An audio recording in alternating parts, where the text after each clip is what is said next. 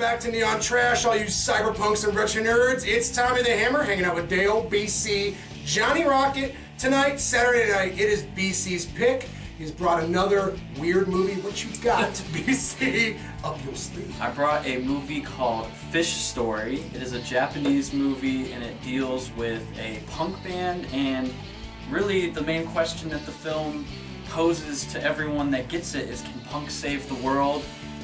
All of us here are pretty big punk fans, and so I felt like this looked fun, it looked right up our alley, and we're all going in blind, so it should be fun. Yeah. Sounds ridiculous, let's do it. Yeah, you guys know this routine. Check out the trailer. Shit! We'll be right back, fuckwads. Bye! My jaw. 発売当時誰にも聞かれなかった曲フィッシュストーリーが世界を救うフィッシュストーリーフィッシュストーリーフィッシュストーリー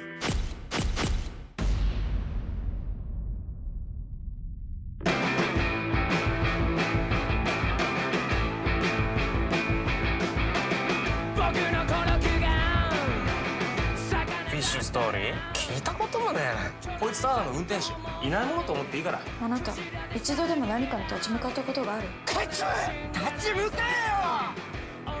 なんで帰れって言われて帰ってんだよ。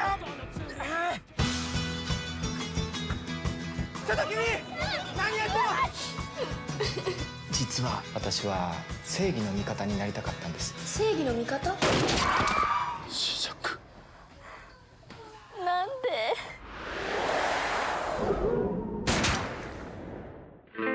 このレコードで俺たちクビだってよ。次も売れねえよ。俺たちの曲は理解されねえ。やっぱりテンポ遅くした方がいいと思う僕は。待ってらんねえよ、あの坊ちゃんプロデューサー。フィッシュストーリーフィッシュストーリー。昨日岡崎さんからもらった本、あれをアレンジしてみた。これ面白いよ。いい曲だよ。俺たちがさ、この時代で届かなかった思いがさ、時空を超えて繋がってくんだよ。俺はそう信じてる。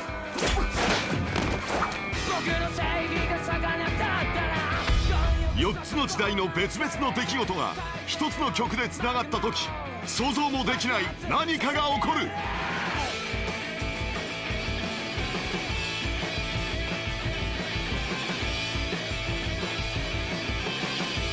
フィッシュストーリー。フィッシュストーリーがいつか世界を救うんだよ。あってもいいんじゃないかな、それぐらいのことは。So we just got done watching the movie Fish Story, and I gotta say, what a moving piece of cinema. I'm very surprised by this movie. When it first started, John actually mentioned about maybe 20 to 30 minutes into the film that, you know, at first it felt like it was spinning its wheels, and maybe it was for a little bit, but at some point it all starts to kind of come together and it makes sense. There's a midpoint to this movie, and I would have to say it's the boat scene, where everything, like, I don't know, there's a cohesion to that scene that made you go, oh, let me like pay extra attention to what this director or maybe the screenplay writer has to offer.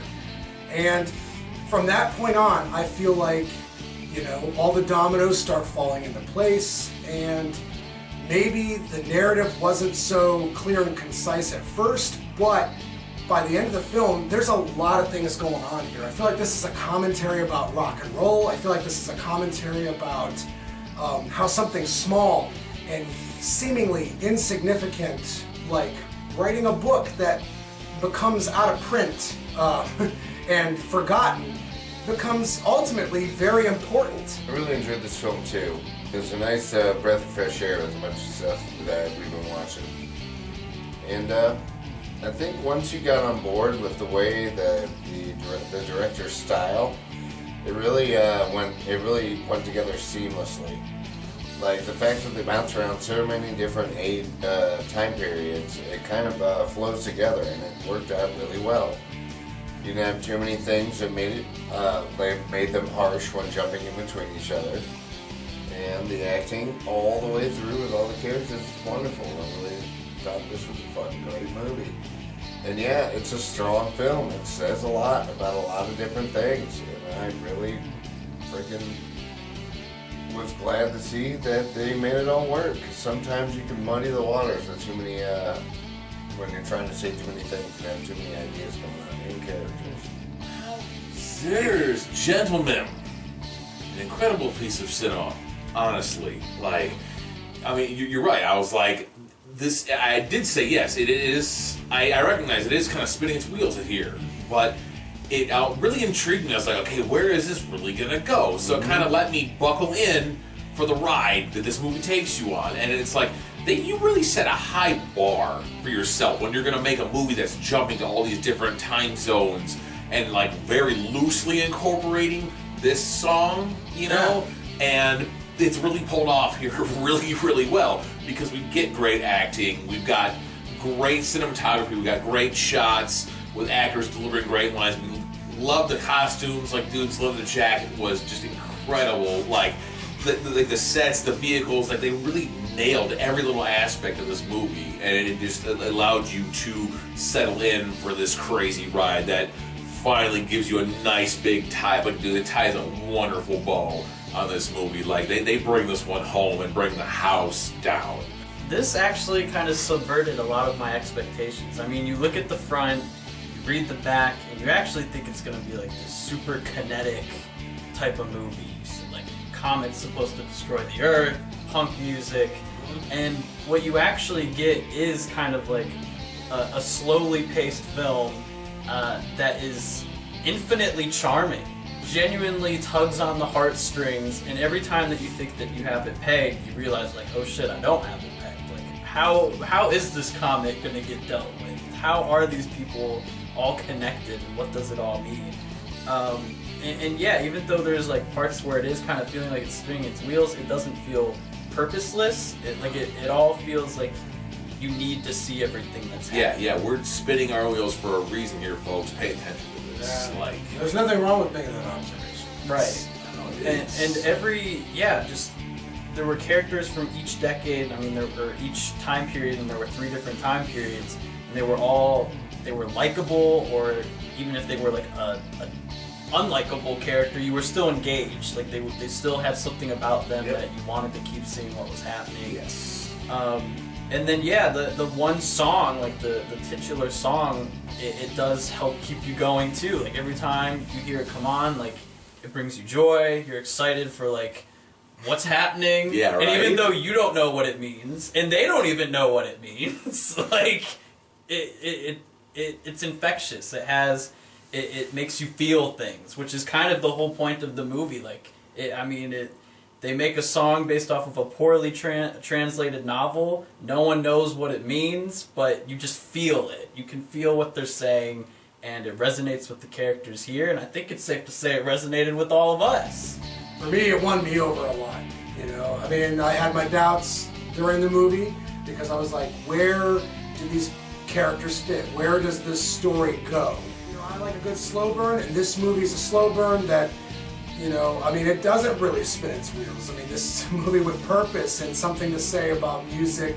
And, you know, not everything in the world has to make sense. I almost feel like I may have misviewed it by thinking it was spinning its wheels. It wasn't. That was all by design. That observation, I mean, if you don't know what the fuck's going on when you come into this movie. I mean, it's your initial reaction, but then you realize, oh no, that and that might even be the director's point, is to be like, oh, it is aimless, like these characters, like these punk rockers. You know what I'm saying? So, for me, I think this is, Bee Cee hit the nail on the head, a hidden gem. That's what this is. I was gonna ride high with a star count on this one. Rarely do I go up there.